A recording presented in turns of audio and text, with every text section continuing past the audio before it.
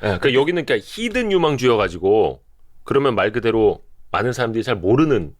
아마 두 가지. 오늘 첫 번째 거는 제가 장담컨대 아무도 모르실걸요? 진짜 장담컨대. 오케이, 좋습니다. 네. 좀 네. 들어보죠. 그러니까 이거 여러분 추천주 아니고. 추천주 그러니까 아니에요. 미국 기업은 이런 식으로 발굴하고 네. 스터디를 하면 된다라는 네네. 걸 보여주시는 거고, 음. 그 항의는 여기 출판사에다 하세요. 저한테 하죠. 이거 출판사도 책임 없습니다.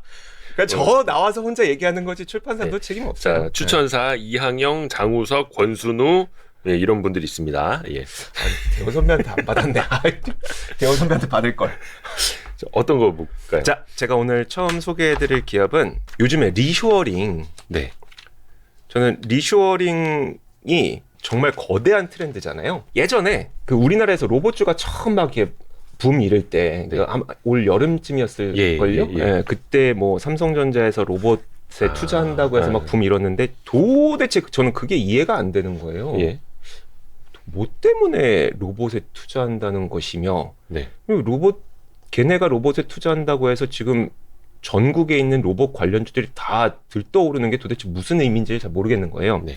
근데 그때 이제 월스트리트 저널에서 내놨던 걸 딱 보니까, 공급망 붕괴 때문에 어쨌든 미국으로 누군가 기업들을 다 옮기려면 그 비싼 인건비를 처리해야 되는데, 비싼 인건비를 처리하기 위해서는 어쨌든 산업 자동화는 가야 되는구나. 그렇죠. 그 때문에 로봇이구나. 근데 그때 공교롭게도 테슬라가 옵티머스를 내놨는데, 그 비슷한 시기잖아요. 네. 그 겉보기에는 되게 허접해 보이는 이 옵티머스를 왜 지금 내놨을까를 나중에 그 수많은 전문가들, 그리고 정말 그 이해도 깊으신 분들 얘기 들어보니까, 와, 사람이 자동차 공장에서 어쩔 수 없이 지금까지 해왔던 일들 있잖아요. 네. 케이블 설치하고 이런 것들까지 로봇이 만약 대신 해준다면, 지금은 2교대로 돌아가는 16시간 근무를 3교대로 24시간씩 돌아갈 수 있으니 생산량이 단박에 일단 1.5배는 뛰어오르는 거고. 그렇죠. 그렇게 되면은 그때 테슬라 저희 공장 수도 지금 보면은 12개 지금 계획하고 있죠. 12개. 네. 네. 그러면은 전체 캐파로 보면 한 600만 대란 말이에요. 한 공장당 대충 50만으로 쳤을 네. 때.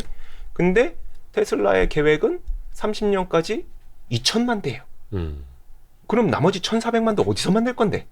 이게 근데 계산을 때려보면은 한 공장에서 1.5%의 생산량이 늘어나고 그것을 365일 예. 돌린다고 쳤을 때는 가능하겠구나. 로봇은 근데- 뭐 2교대, 3교대 안 해도 되니까. 안 해도 되니까. 그런 관점에서 갑자기 옵티머스를 보니까 이게 이런 의미였구나라고 하면서 로봇 관련주는 꼭 필요하다는 생각인 건데, 근데 어쨌든 로봇까지 가기 전에 결국 미국으로 공장도 옮겨와야 돼, 기업도 옮겨와야 돼. 그럼 분명히 리쇼어링은 굉장히 거대한 트렌드가 될 것 같다는 생각이 든 거예요. 그래서 리쇼어링의 어떤 기대감을 힘입을 수 있는 네. 기업으로 윌스콧 모바일 미니 홀딩스라는 기업을 처음에 소개를 해드릴 겁니다. 윌스콧 모바일 미니? 미니 홀딩스. 그 미국의 신규 일자리가 어마어마하게 증가하고 있다고 네. 수많은 언론사는 많이 얘기하고 있더라고요. 그래서 35만 개의 일자리가 미국으로 돌아가고 있다. 이걸 보여주는 거고. 제 기사를 일부러 몇 개를 가져왔어요. 우리나라에서도 다들 관심 많으시니까 SK는 이제 포드랑 미국의 배터리 공장 3개 짓기로 했고, 네. LG랑 혼다랑 미국의 배터리 공장 짓기로 했고, LG GM이랑 이미 그 배터리 공장 있는데 3번째 배터리 공장 짓기로. 이 공장 지을 때 뭐가 필요하냐? 수많은 것들이 필요하겠죠? 네. 뭐 캐터필러 같은 것들도 필요할 거고. 근데 제가 본 거는 바로 이겁니다. 혹시 공사 현장 지나가실 때 현장 사무소 보신 적 있으시죠? 그럼요. 많이 저 컨테이너 박스 아니에요? 네, 컨테이너 박스. 컨테이너 박스로 임시 거처 뭐 임시 일하시는 사무실? 분들 임시 사무실, 네. 임시 거처 뭐 많이 만들어 놓긴 하는데 맞아요. 그거 하는 회사예요? 그거 하는 회사예요. 별거 아닌 것 같죠? 네, 별거 아닌 것 같습니다. 그렇죠. 예. 잠시 후에 나 더 진짜 그 얘기 딱 하려고 그랬는데. 잠시 후에 더 저 뭐 컨테이너 박스 하는 회사가 뭐 대단하다고 뭐 미국 주식까지 보여야 되고. 이 기업의 위대함을 잠시 후에 보여드리겠습니다. 네. 그래서 건설 현장에는 이런 컨테이너 박스들이 좀 있으면 좋죠. 네. 그리고 이 컨테이너 박스는 사실 딱 주문을 하면 24시간 내에 만들어준다고 해요. 그렇죠. 그리고 원하는 모양대로 얼마든지 지을 수가 있고요. 네. 그래서 이걸 실제 모양을 한번 보여드린 거고, 뭐 되게 다양한 모양으로 다 할 수 있어요. 근데 지금 이 컨테이너 박스로 건물 만드는 거 있죠. 네. 그게 윌스콧이라는 기업이었어요. 그다음에 나중에 이제 창고하는 기업이 나오는데 그게 모바일 미니거든요. 이 두 개 기업이 합병해서 만들어진 게 바로 윌스콧 모바일 미니 홀딩스예요. 그리고 뭐 이게 바로 모바일 미니입니다. 창고. 저기 되게 별거 없어 보이죠. 예, 그 얘기 진짜 하고 싶었습니다. 진짜 하고 싶죠. 결론부터 말씀드리고 갈게요. 네네네. 자, 그러면 이들이 이 하나의 컨테이너 박스를 이용해서 만들어낼 수 있는 수익률이라는 게 있어요. 네네네. 그게 중요하죠, 사실은. 그게 얼마가 될 것 같으세요? 이익률로 따지는 거야, 아니면? 네, 이런 거죠. 하나의 컨테이너 박스를 제가 이번에 만들었어요. 네. 그럼 이거를 A한테도 빌려줬다가 리스예요. 아. B한테도 빌려줬다가 그러니까 판매하고 끝나는 게 아니라. 판매가 아니에요. 리스예요. 거의 대부분이 리스입니다. 80% 이상의 리스인데 그렇지, 저건 빌려줬다가 얼마든지 재활용할 수 있으니까. 그리고 한 번 쓰면은 25년에서 30년 쓸 수 있어요. 아, 저 컨테이너 박스로 만든 게. 네. 그쵸. 저거. 그러면은 이 하나의 컨테이너 박스가 탄생부터 수명을 다하는 25년까지 네. 이뤄낼 수 있는 수익률이 일단 사무실은 25%, 그리고 이 뭡니까 창고, 네. 창고는 30%예요. 이게 한 대에 연간이 뭐 어떻게 되는 거예요, 단위가? 하나의 컨테이너 박스가 태어나서부터 수명을 다할 때까지 이 컨테이너 박스가 갖게 되는 최종 이익률이에요. 그러면 저게 양적으로 많아질수록 네. 그러면 이제 또 매출단이 높아지는. 그쵸. 네. 어떻게 보면은 이익률은 굉장히 뭔가 하반 경직이 있는. 그렇죠. 한 번 리스를 하면 네. 평균 임대 기간이 30개월 정도가 되는데 제가 그러니까 이번 사업 보고서에 이번 분기 보고서에는 그 내용이 안 나와서 다시 한번 확인해 봐야 되는데 이전 사업 보고서를 봤을 때 20 몇 개월이면 손익분기점이 넘어간다고 알고 있어요. 그러면 한 번 시작하면 일단 돈 벌고 시작하는 기업. 우리나라에서는 야 이게 뭐가 돈 된다고? 네네네. 돈이 안 될 것 같은 데인데 이게 일단 미국은요 창고도 그렇고 이런 모바일 사무소 있잖아요. 예. 이런 수요가 되게 많아요. 예를 들어서 미국에는 되게 독립 석유 업체들 많죠. 네네. 막 사막 한가운데 네네네. 이렇게 막 이러고 있는 거. 네. 거기에 사무실이 있어요. 거기다 건물을 지을 수는 없으니 네. 저런 식으로 이동형으로. 그리고 미국은 농장이 굉장히 크잖아요. 중간에 사무실들이 계속 있어요. 그러니까 우리의 인식으로 보면 안 되겠구나. 안 돼요. 우리나라에서는 창고에 대한 수요가 거의 없어요. 근데 혹시 미국 관련된 어떤 뭐 시리즈 같은 거 좋아하시면 갑자기 막 되게 허름한 창고 경매 넘기는 거 보신 적 있으세요? 딱 누군가 쓰던 창고인데 그걸 딱 열어서 잠깐 보여줘요. 그 다음에 싹 닫아요. 5분 있다 닫아. 그 다음에 자 경매 들어갑니다. 뭐 $5부터 시작해서 막 5만 원, 10만 원 막 이렇게 올라가요. 거기서 잘 고르면 골동품이 나와. 대박 치는. 그 말을 왜 드리냐면 예. 그들은 창고가 되게 보편화되어 있어요. 그냥 퍼블릭 스토리지 사업 자체가 굉장히 보편화되어 있어요. 그리고 또 한 가지가 월마트나 이런데 연말 쇼핑 시즌에 본인들의 창고가 부족하잖아요. 네네. 재고 막 네. 하니까. 네. 그때 사진을 조망 사진을 쫙 보면은 원래 주차장이 되게 넓으니까 그 주차장의 한 켠을 막아서 이 창고들을 쫙 갖다 놓습니다. 재고용으로. 그런 식으로 임시 창고. 수없이 창고에 대한 수요가 끊임없이 있는 국가가 사실 미국인 거예요. 그러니까 뭐 우리나라와 전혀 다른 문화적 차이 때문에 우리가 기회를 찾을 수 있는 기업이 바로 저는 이런 기업 같은 거죠. 저게 네. 뭐예요? 이거는 그러니까 예를 들어 24시간 안에 사무실을 설치해 준다 그랬잖아요. 네. 근데 동부에서 내가 전화했는데 저 서부에 있는데요. 이러면 안 되잖아요. 그렇죠. 미국 원체 크니까. 네. 이게 지역 사무소 같은 거예요? 그러면은? 지점입니다. 지점. 저는 여기서 아까 처음에 말씀드렸던 그거. 이 기업이 바로 인수합병을 통해서 이만큼 성장을 한 거예요. 그래서 올해에도 제가 가장 최근 분기 실적 발표 보니까 올해에도 13개 지역 업체들을 인수를 했더라고요. 계속 하면서 이제 전역을 다 커버하는 거죠. 어차피 거리 멀면 안 되는 거 뻔히 아니까. 그리고 이게 되게 재밌었던 게 예. 산업이 이들이 커버하고 있는 산업이 진짜 어마어마해요. 이 표가 예. 이들을 필요로 하는 산업들을 보여주는 거예요. 예를 들어서 엔지니어링, 에그리커처. 엔지니어링이 이제 뭐 거의 골고루인데 골고루? 네. 그러니까 어떤 산업이 하나가 좀 안 좋다고 하더라도 네. 딱히 크게 무너지지 않는 포트폴리오. 그러니까 제가 사실 리쇼어링, 리오프닝, 팬데믹 1타 3피라고 위에다 적어놨잖아요. 네. 그게 어떤 의미냐면 팬데믹 때 모든 사람들이 다 힘들었잖아요. 네. 근데 이 기업은 팬데믹 때 백신 분배소랑 검역소로 쓰였어요. 갑자기 우리나라에서 건물이- 임시 검역 뭐 이런 거 많이 맞아요. 했었는데. 네. 그리고 백신도 보관을 해야 되잖아요. 병원도 장소가 부족했잖아요. 그 모든 거를 얘네가 한 거예요. 그러니까 이게 저는 되게 긍정적이었던 게 뭐냐면 이런 식으로 사실 제가 제일 좋아하는 게 이런 거예요. 어떤 특정한 것에 흔들리지 않았으면 좋겠다. 나 너무 힘들다. 특정 산업의 흥망성쇠에 막 같이 이제 연결되면 네, 안 되니까. 그런데 그리고 앞으로 리쇼어링 때문에 어쨌든 공사 현장은 좀 더 많아질 거고. 그 여기는 그러면은 재무적인 거나 뭐 배당이라든지 주주 이 환원이라든지 기업은 이런 배당과 주주 환원은 아직 없는 상태예요. 네. 왜요? 이게 적자에서 흑자로 돌아선 지 한 5년인가? 얼마 안 됐어요. 네네. 그래서 아직은 거기까지 가지 않고 있고 또 스몰캡 기업이기도 하고. 여기도 근데 뭔가 좀 리스크는 있을 것 같은데 뭐 리스크 요인은 없습니까? 그런 얘기는 있어요. 가장 최근에 이제 실적 발표하고 나서도 월가에서 가장 많은 반응이 좋아. 지금까지 너희가 꾸준히 성장한 건 알겠는데 네. 앞으로 뭘로 할 건데? 라는 의구심은 있긴 해요. 근데 그런 의구심이 나올 수밖에 없는 이유가 군수업체들을 계속 인수합병을 해왔었잖아요. 네. 근데 앞으로도 그런 것들을 해야 되는데 지금 북미 지역 1위예요. 그리고 2위 업체랑 진짜 압도적 차이가 나요. 그러니까 2위가 거의 없다고 보셔도 돼요.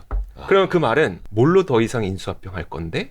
라는 질문으로 귀결될 수가 있어요. 그래서 앞으로 너희 뭐 할 건데? 라는 질문을 월가에서 하고 있긴 해요. 그러다 보니까 사실 그 부분은 리스크 요인이라고 볼 수는 있죠. 이것도 미국에서도 커버하는 애널리스트들은 좀 있는. 그러면 그 미국 같은 경우에는 이런 스몰캡 보고서 같은 거, 네네. 애널리스트 보고서는 유료잖아요. 사실 스몰캡뿐만 아니라 네. 모든 보고서가 유료예요. 그거 어떻게 볼 수 있는 방법 없습니까 혹시? 그래서 사실 그거는 못 보죠. 사서 봐야 되는. 아마 그 비용 감당 안 될 거예요. 그래서 사실 저희가 보는 거는 대체로 저는 뭐를 많이 보냐면 일단 그 시킹 알파를 좀 많이 참고를 하긴 해요. 시킹 알파가 보고서들을 이제 풀어놓은 플랫폼이라고 보시면 되거든요. 네. 해설해 놓은 플랫폼 그쪽에 많이 나오는데 시킹 알파도 사실 유료긴 한데 그나마 개인들이 좀 싸게 볼 수 있는. 감당할 수 있는 가격대. 저희도 그 퀀트 US라는 걸 하고 있거든요. 네네. 퀀트 K뿐만이 아니라 미국 걸 이제 퀀트 US라고 네. 하는데 지금 뭐 계속해서 이제 조금 더 개발을 해야 되긴 하는데 저희도 링크를 남겨드릴게요. 네네. 이제 참고하실 수 있으면 좋을 것 같아요. 좋습니다. 요거는 그러면은 네. 윌스컷은 요 정도 우리가 간단하게 좀 보면 되겠고. 또 남았어요? 그냥 사진만 보여드릴게 되게 신기해서 저는 저는 뭐예요? 어떤 현장이에요? 이 오른쪽 상단 보시면 나사 있잖아요. 예. 이게 나사에서도 이제 아르테미스 이런 거 쏘아 올리고 네. 프로젝트 하려면 사실 그 근처에서도 뭔가 사무실도 많아야 돼서 나사에서도 지금 이거 유지하고 있는, 그러니까 사용하고 있는 거고 그 왼쪽에 보시면 now leasing 써 있잖아요. 네. 그러니까 분양 사무소 같은 것도 쓰고 그 왼쪽에 보시면은 이게 근데 되게 일시적 임대라고만 생각하지 않으셨으면 좋겠어서 이게 보여드리는 건데 맨 왼쪽 상단에 보이시는 게 가게입니다. 가게. 상점. 제가 아예 저걸로 상점을 차릴 그렇죠. 수도 있고. 이곳에서 상점을 차려서 그냥 계속 유지할 수도 있고, 그래서 되게 활용 범위가 높아서 아까 말씀드렸던 것처럼 흑자 전환된 지 아직 얼마 안 됐습니다. 7년, 8년? 7년, 8년 됐네요. 그래도 조금씩은 그래도 실적을 좀 쌓아 올려나가고 있는. 그렇죠. 그런 가운데 주가는 계속 정체 상태여서 일단 좀 밸류에이션은 되게 낮아져 있는 상태. 재밌지 않아요? 저는 이렇게 뒤통수 때리는 게 재밌어요. 네? 나는 이런 생각조차 못 해봤는데 네. 라고 했던 것들이 좀 재밌더라고요. 그래서 저는 그 부정적인 의미로 뒤통수 때린다고 알아들어가지고. 그러니까 뭔가 좀 발상의 전환. 네. 우리가 생각하지 못했던 것들. 네네. 그런 것들을 발견했을 때. 또 다른 기업도 있나요? 좀 우리가 잘 모르던 것들? 이건 잘 아실 것 같은데 그러면 잘 모르는 걸로 하나 갈까요? 이게 사실 제가 선파워를 선택한 이유는 워낙 요즘에 태양광 관심 많으셔서 선파워를 한번 소개해드릴까 했는데 이거가 좋아요. 괜찮을까요? 네네네. 자, 좋습니다. 그럼 선파워를 한번 보면은 태양광 시스템 설치 기업. 우리나라에서는 태양광 시스템을 설치할 유인이 그렇게 많진 않아요. 그렇잖아요. 우리나라에서 패널 설치해봐야 한전에 이제 주는 그 전력을 판매하는 용도로 사용을 하기 때문에. 근데 사실 미국에서는 요즘에 이런 태양광 시스템을 설치하려고 하는 가정이 굉장히 빠르게 늘어나고 있어요. 저 처음 입사했을 때 기억나세요? 2011년 그때 3월 11일이 동일본 대지진 터졌었어요. 그때도 이제 막 태양광 관련주 엄청나게 날아가고 했었는데 저는 맞아. 그 뭐 교토 의정서부터 해서 막 이런 거 다 겪고 하다 보니까 네. 태양광은 그냥 테마주구나라는 인식이었었어요. 특히 우리나라 시장에서는 또 굉장히 빠르게들 막 관련주들이 움직이니까. 근데 미국도 마찬가지긴 해요. 네. 지금 이 썬파워도 예를 들어 2000년대 초반이야. 교토 의정선가 아마 그때 한번 붐 일었을 때에 비하면 지금도 사상 최고까지 못 갔습니다. 이돌도 마찬가지예요. 그건 전 세계적으로 비슷했던 것 같아요. 근데 제가 굳이 썬파워를 지금 보여드리는 건 이제는 좀 믿을 수 있을 것 같아서라는 겁니다. 썬런을 보여드릴게요. 이게 썬런이 뭐예요? 동일 업종을 하고 있는 기업이 썬런, 썬파워, 썬오바 이 세 개 업체라고 보시면 되거든요. 네. 1, 2, 3위 업체인데 네. 썬파워는 2위 업체입니다. 제가 지금 보여드리는. 근데 어쨌든 비슷한 업종이니까 비슷하게 보시면 돼요. 썬런의 고객 증가수 추이가 바로 오른편에 있는 저 숫자입니다. 지금 72만 4천 꾸준히 늘고 있네요. 그리고 빠르게 늘고 있고 네. 그리고 오늘의 그 제가 소개해드리는 이 썬파워도 이렇게 보여주지 않아서 제가 그냥 썬런을 먼저 그 가시적으로 보여드린 건데 네. 썬파워도 50% 넘게 고객이 빠르게 증가를 하고 있어요. 그러니까 굉장히 고객이 빠르게 증가하고 있다는 건 저는 이건 테마로 보기는 어렵다. 실제 수요가 좀 이어지고 있다고 생각이 드는 거고 그럼 왜 태양광이 지금 이제는 테마가 아니냐에 대해서 저는 요즘에 이런 생각을 해봤어요. 화석 연료에 대한 가격 결정권이 지금 누구에게 있지? 라는 걸 생각을 해봤을 때 네. 저는 이제는 다시 중동으로 넘어간 것 같아요. 지금 당장은 뭐 나중에 또 어떻게 될지 모르겠습니다만 왜냐하면 그 바이든이 딱 너희 너무 감산만 하지 마. 네. 막 이렇게 해서 찾아갔더니 뭐 그래서 같이 이제 MBS와 같이 이제 인사하고 막 피스 범프하고 했잖아요. 네. 그랬더니 이제 10만 배럴 증산을 해줬죠. 네. 사우디에서. 정말 코딱지만큼. 그렇죠. 네. 그러더니 한 2달 있다가 200만 배럴 감산을 결정을 해버렸죠. 그 말은 사실 지금 보면은 가격 결정권이 중동이나 산유국 쪽에서도 우리에게 있다고 보는 것 같아요. 미국보다는. 그래, 셰일 때는 니네가 뭐 가격 결정권 갖고 있었지. 근데 이제는 아니야. 그래서 지금 보면은 산유량 순이거든요. 미국이 최고긴 하죠. 근데 러시아, 사우디아라비아, 이라크, 아랍에미리트, 이란, 쿠웨이트 지금 이 수많은 국가들 중에 다 오펙 플러스예요. 한두 개 빼놓고. 네. 결국은 지금은 사실 국제 정세상으로 미국이 에너지 가격을 결정할 수 있는 상태는 좀 아닌 것 같아요. 좀 힘들다. 네. 근데 미국인들은 굉장히 이 휘발유 값에 민감하죠. 그리고 실제로 올해 유틸리티 비용이 너무나도 많이 높아졌어요. 그렇죠. 이 가운데 지금 파란색 그래프가 전기료라고 생각하시면 돼요. 네. 그리고 초록색 그래프가 가스료라고 생각하시면 되는데 둘 다 한 3.5배 정도 급등을 했어요. 그러니까 우리나라에서는 사실 다행히도 뭐 한전하고 가스공사에서 뭐 물량 잘 확보했다고 해서 그 충격이 그만큼 크진 않지만 이들은 정말 다음에 있나? 여기 나오네요. 네. 자, 보면은 실제 이 썬파워 고객의 리뷰인데요. 원래는 평소에 제가 한 달에 한 $170 정도의 그 유틸리티 비용, 전기료, 네. 가스료를 네. 사용을 했는데 이번 여름에 $280 나왔어요. 40만 원 넘게 나온 거죠. 원래 한 25만 원 정도 쓰다가. 네. 근데 태양광 설치하고 나니까 이게 $20로 줄어들었어요라는 고객 리뷰예요. 그러면 일단 미국이 에너지 가격을 결정할 수 없다고 만약에 가정을 해봐요. 네. 그러면서 에너지 가격은 계속 진짜 유틸리티 비용은 높아지고 있어요. 네. 이 높은 비용을 계속 낼래? 아니면 태양광 시스템을 설치를 해볼래? 물론 손익분기점 분명히 있을 거예요. 그렇죠. 하지만 매달 나가는 비용이 확 줄어드는 이 상태에서 어떤 선택을 하는 게 더 나을 것인가 보면 장기적으로 아마 이 태양광 패널을 설치하려고 하시는 분들이 굉장히 많을 거고 그래서 고객 수가 실제로 이렇게 빠르게 늘어나고 있는 게 아닐까 추정을 해볼 수가 있다는 겁니다. 요것도 근데 결국은 그 뭐라 해야 되나 그 에너지 페리티라고 하나? 그러니까 손익분기점. 네네. 물론 이것도 처음에 태양광 패널 뭐 집 지붕 위에 설치하는 게 비용이 좀 듭니다. 그렇죠, 그렇죠. 그걸 빨리 본전을 뽑을 수 있어야 좋을 거고 이런 회사들도 그게 빨리 좀 맞아요. 확장이 될 텐데. 제가 이 기업의 손익분기점은 못 찾았어요. 사실 네? 그리고 썬런도 못 찾고요. 써노바 그 세 개 기업 다 못 찾았었는데 네. 그냥 그나마 좀 힌트가 될 수 있을 만한 게 예전에 제가 2018년인가 에너지 대전에 한번 갔었거든요. 네. 그 당시에 패널 설치할 경우 물론 이제 사업으로 하는 거지만 패널 설치할 경우 손익분기점이 1년 반에서 2년 안 걸린다고 그때 제가 얘기를 들었던 에너지 대전에서 네. 얘기를 들었던 기억이 나서 만약에 지금과 같이 그 화석연료 비용이 자체가 되게 비싸진 상태 그리고 태양광 에너지로 이 정도의 가격 뭐라고 할까요? 이걸 할 수 있다면 그때보다는 좀 더 손익분기점이 줄지 않았을까요? 라는 추정만 하고 있을 뿐이에요. 물론 그게 어느 정도 되는지는 그쵸. 정확하게 모르겠습니다. 이거는 뭐 원유라든지 다른 그 석유로 네네. 발전하는 그 비용이 높을수록 이거는 그쵸. 또 이제 손익분기점 빨리 오니까 이거는 이제 기업 입장이 아니라 그렇죠. 개별 고객 네, 그렇죠. 이거를 설치한 사람들 입장에서 네. 이 회사는 뭐 재무나 이런 거는 어때요? 이 회사는 아직 적자 기업입니다. 아 그래요? 네. 오.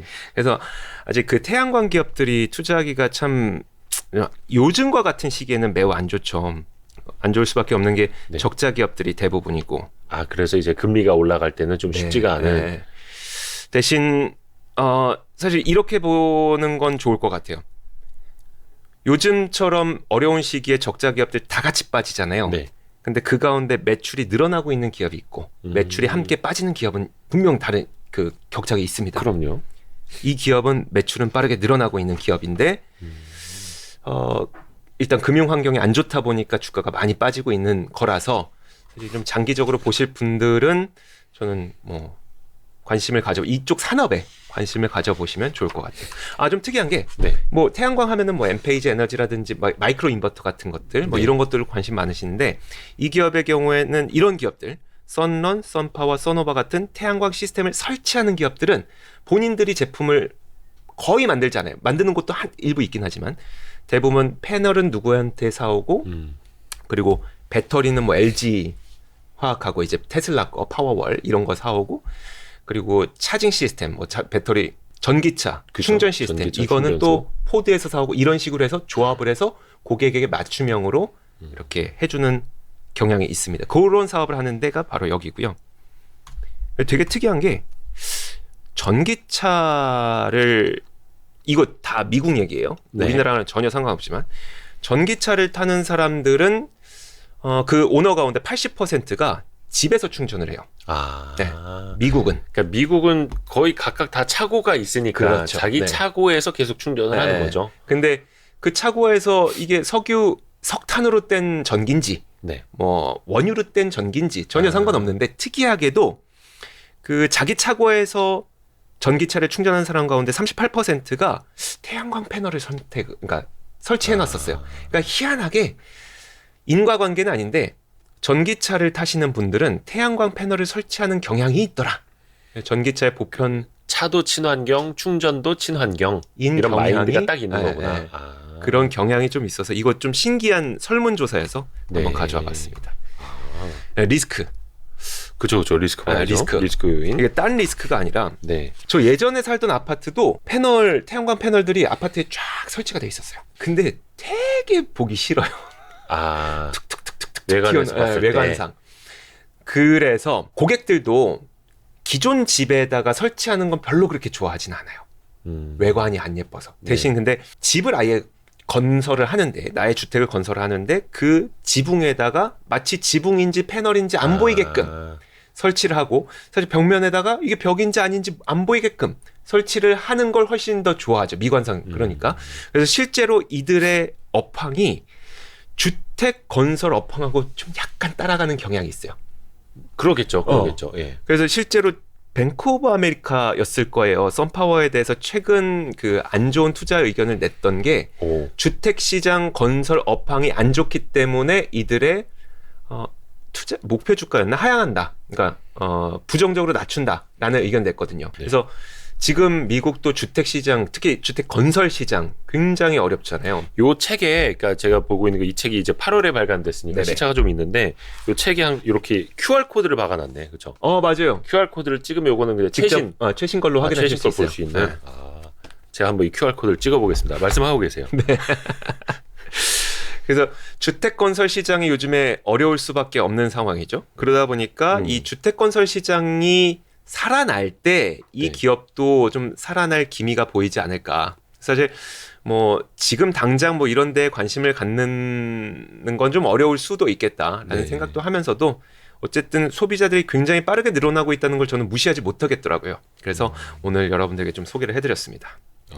QR 코드 지금 찍으니까 이거 나오네. 동양. 여기가 셀 리포트가 3개가 있네. 그렇죠. 네네. 근데 미국은 7개 중에 3개가 셀 리포트인데?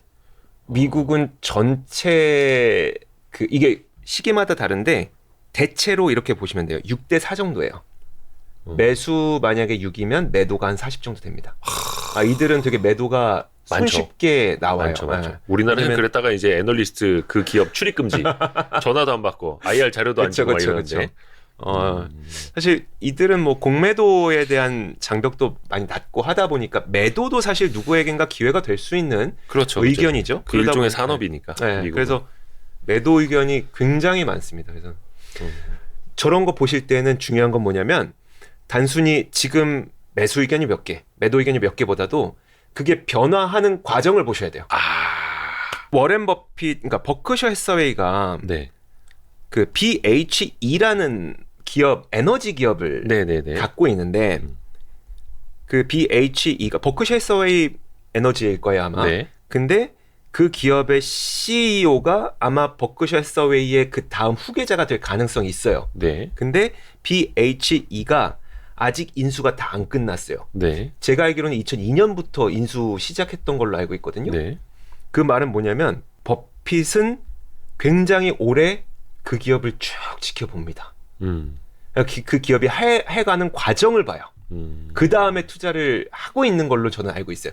지금 이 순간에 사업 보고서 좋아 투자 이게 아니라 쭉 변화하는 과정을 지켜보는 거죠. 사실 제가 오늘 아까 소개해드렸던 야, 이조 앵커가 방송을 할 줄 아네. 윌 스콧 야. 모바일 미니 있잖아요. 그것도 네. 제가 2019년에 처음 봤던 기업이고 지금도 계속 그냥 지켜보고 있는 과정이에요. 그냥. 그렇게 해서 이 회사가 어떻게 성장을 하고 있고 그렇죠. 혹시나 위기가 있다면 이걸 어떻게 개선해 나가는지 거기에- 이겨내 나가는지도 그쵸. 보고 그리고 거기에 대한 월가의 의견들이 좋아지고 있는지 나빠지고 있는지까지 보고 투자를 해야 됩니다. 제가 봤을 때 한 3년 이상 봐야 되는 것 같아요. 흐름을 네, 그 기업을. 투자를 하려면 왜냐하면 네. 사실 우리가 지금 그러니까 2022년 이전과 네. 2022년 이후는 네. 완전 달라질 수 있잖아요. 그렇죠. 아마 지금 선택해야 되는 기업들은 2022년 거는 어쩌면 다 날리고 이전 거는 왜냐하면 저금리 양적 완화에서 성장했던 기업들이니까 그렇죠. 그 경험 날리고 지금부터 아마 다시 보셔야 될 수도 있어요. 어떤 기업이 얼마나 잘하는지는 몇 년 동안 좀 보셔야 될 것 같아요. 그러면 마지막 기업으로 그걸 딱 비교하는 게 어떨까요? 네. 제가 그 윌 스콧 조금 전에 말씀드렸던 윌 스콧과 동시에 발견했던 기업이 바로 다음 기업이긴 하거든요. 네, 어떤 거예요? 사실 근데 이게 바로 트렉스라고 하는 기업이에요. 트렉스. 이 기업에 대해서는 최근에 저 이 기업도 한 3년 넘게 지켜봐 왔지만 예. 최근에 이거 좀 약간 부족할 수 있겠다라는 느낌을 갖게 된 기업입니다. 그래요? 그래서 일단 내용은 되게 재밌어요. 아니 그냥 무조건 다 좋은 거 살 것만 얘기해 주면 되는 거 아니에요? 그런가? 근데 그 농담입니다. 지켜보다 보니까 네. 그냥 뭔가 부족한데? 라는 생각은 좀 있어요. 자, 그러면 우리가 그 과정, 네. 사고를 해가는 과정과 논리를 한번 따져보자고요. 그럴까요? 예, 좋습니다. 처음에 접근했던 건 딱 이거였어요. 처음에 제 머리를 퉁 때렸던 건 미국은 집을 나무로 짓는다. 네. 이거였어요. 상상이 안 되는 거예요. 미국은 거의 90%가 나무로 짓습니다. 집을. 그래서 막 허리케인인가? 그거 오면 다 막 집 허리케인도 날아가고 그렇고 그 캘리포니아 산불도 그렇고 그쵸, 집 다 타버리고 막. 굉장히 취약한데 왜 나무로 짓지? 그러게 전 나무로 짓는다는 것까지는 알겠는데 네. 왜 나무로 짓는지 모르겠어요. 이게 진짜 그 어느 누구도 정설은 없는데요. 네. 그 처음에 이제 북미권으로 그러니까 아메리카 대륙으로 네. 이제 영국인들 청교도인들이 딱 넘어오기 시작했을 때 빠르게 인구가 늘어나는데 거기에서 집을 빠르게 짓기가 힘들어서 가장 흔하게 그 구할 수 있고 그리고 가장 빠르게 집을 지을 수 있는 나무라는 재료를 선택하다 보니까 지금까지도 그런 관행이 남았다는 게 그냥 가장 납득 가능한 설명이에요. 근데 그 시절엔 그랬겠지만 네. 지금 2022년 뭐 이 상황에서도 나무로 집을 짓고 있다는 거는 계속 나무로 집을 지어요. 그러게. 도대체 이걸 설명을 할 방법은 없어요. 뭐 물론 거기도 저기 콘크리트 집은 있습니다. 있죠, 분명히. 있죠. 네. 다 나무 집은 아닙니다. 근데 제가 지금 이 보여드리는 사진이 뭐냐면은 타임지에서 나왔던 그 기획 기사였었어요. 네. 캘리포니아 산불은 진짜 매년 문제가 되잖아요. 거기서 인명 피해도 나오고요, 재산 피해도 굉장히 많이 나요. 근데 타임지에서 왜 도대체 이렇게 산불이 많이 나는데 당신들은 아직까지 나무로 집을 짓습니까? 아, 미국에서 저런 얘기를 하는구나. 네, 그게 나온 거예요. 그래서 이걸 보고 그럼 사람들도 나무가 아닌 어떤 재료에 좀 관심을 갖지 않을까라는 생각을 했던 거죠. 그리고 이들이 또 되게 특이한 게 데크를 되게 좋아해요. 데크가 네. 뭐 마당이라든지 그 뭐라 해야 되나 좀 발코니, 일종의 발코니인데 테라스, 테라스죠. 발코니. 테라스. 네, 네. 테라스인데 이 테라스가 단순히 그러니까 미적인 그런 용도가 아니라 돈이에요. 테라스가 돈이라고요? 테라스가 돈이에요. 그러니까 지금 제가 뭘 검색했냐면 네. The way to make house price increase by 데크예요. 그러니까 그러니까 집값을 높이는 데크 설치 방법이에요. 그러니까 집의 가치를 높여주는 거예요? 데크 설치. 예. 그게 일단 기본적으로는 1980 이것도 왜 데크를 사람들이 좋아하기 시작했는지는 정확한 이유는 어느 누구도 모르지만 지금 가장 납득 가능한 설은 1980년대 그때쯤에 이렇게 데크를 설치했더니 집의 면적이 넓어지게 된 거죠. 그러니까 그 면적까지 포함해서 집을 팔기 시작한 거예요. 대신 뭐 아무렇게나 지으면 안 되고, 그러니까 집값을 좋은 높일 나무로 수 있을 예쁘게. 만한, 네, 그렇죠. 그런 데크를 설치해야 집값이 높아지기 때문에 사람들은 거의 미국인들은 지금도 데크를 거의 필수적으로 좀 갖고 있습니다. 그래요. 이게 그 타임즈에서 계속 나왔던 건데 그 산불 화마에서 살아남은 집을 보여주는 거예요. 2015년 캘리포니아 산불. 네, 근데 저 가운데 있는 지금 집이 살아남은 거죠. 나무집이 아니라는 거죠, 저 집은. 비목조. 네, 맞아요. 나무로 안 지으니까 이렇게 불 났어도 앞마당까지 다 찼거든요.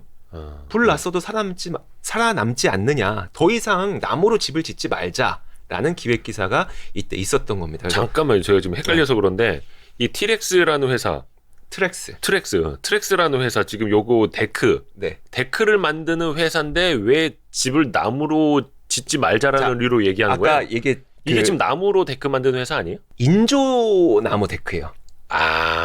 친환경 인조 나무 데크. 나무 데크가 아니라 인조 나무 데크. 네. 그럼 불에 안 타요? 안 타죠.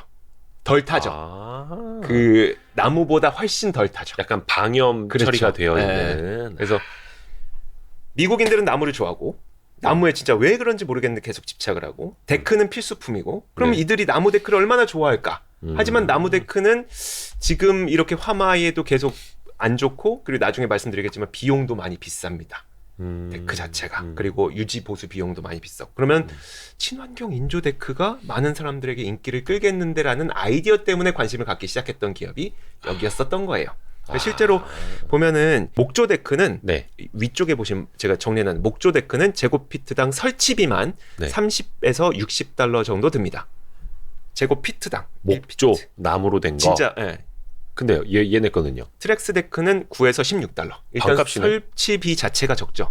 3분의 1 값이구나. 그쵸. 그런데 여기에다가 더 중요한 거는 나무 데크는 1년 365일 바깥에 있다 보니까 비 맞고 서리에다가 바람에다가 그쵸, 뭐 뒤틀리고 뭐 썩고 그러지 않아요? 썩고 벌레 먹고 네네네네. 그래서 뭐 1년에 한 번씩 니스칠 해줘야 되고 페인트 칠해줘야 되고 네네네. 그 잘못된 거 있으면 빼서 교체해줘야 되고 이 비용까지 합치면 사실 30에서 $60보다 넘어갈 거예요. 그러니까 나무로 된 건. 나무로 된 건. 그죠, 관리가 힘들죠. 근데 이건 인조니까. 인조니까 그럴 그 비용이 거의 없어지고요. 뒤틀리지 않고 썩지 않고.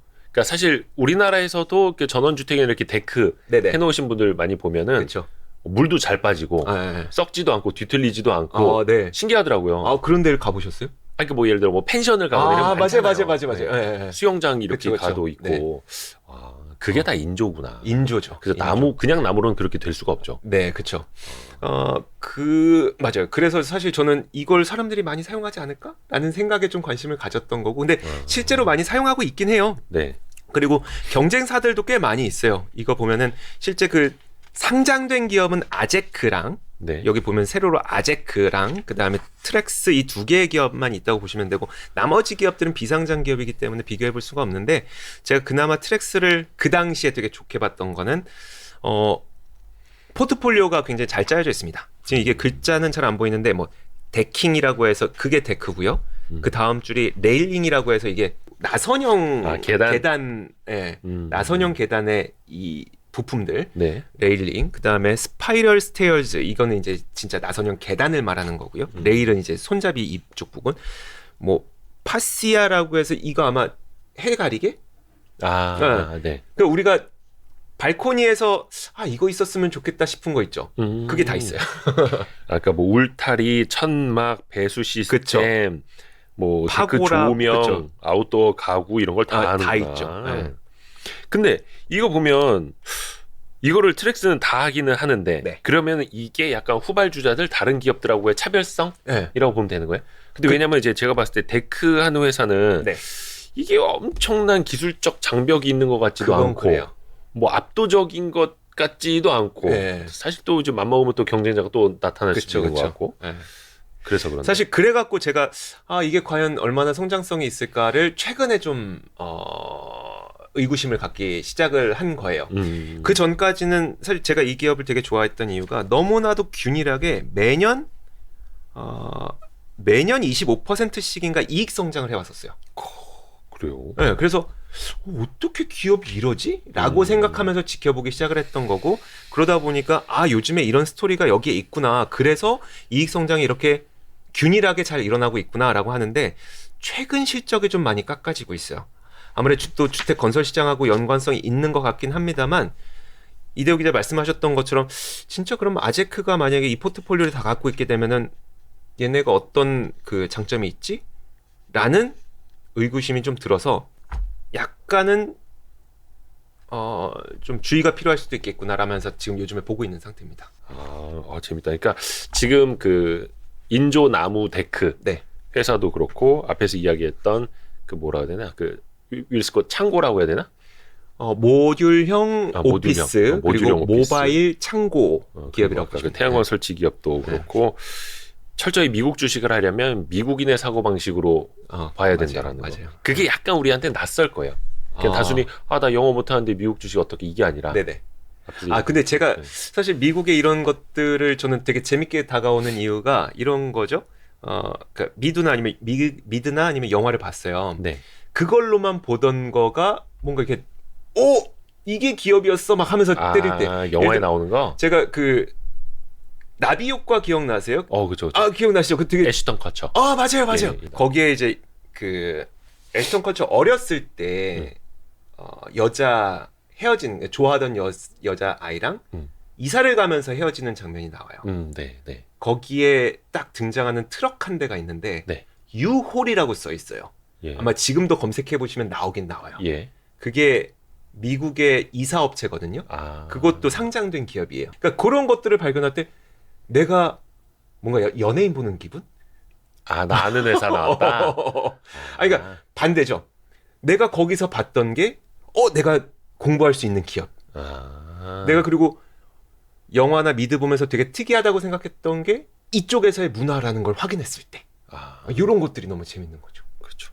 그렇게 해서 역시 주식 투자는 국내 기업도 마찬가지고 이제 생활 속에서 발견을 하고 네네. 그렇게 해서 내가 남들보다 더 빨리 안다라는 것보다는 네네. 더 잘 알고 약간 정보 우위보다는 지식 우위에 있을 수 있는 것들 그렇게 투자를 하면 되는데 미국 주식도 그게 가능하구나. 오늘 재밌었습니다. 정말요? 예.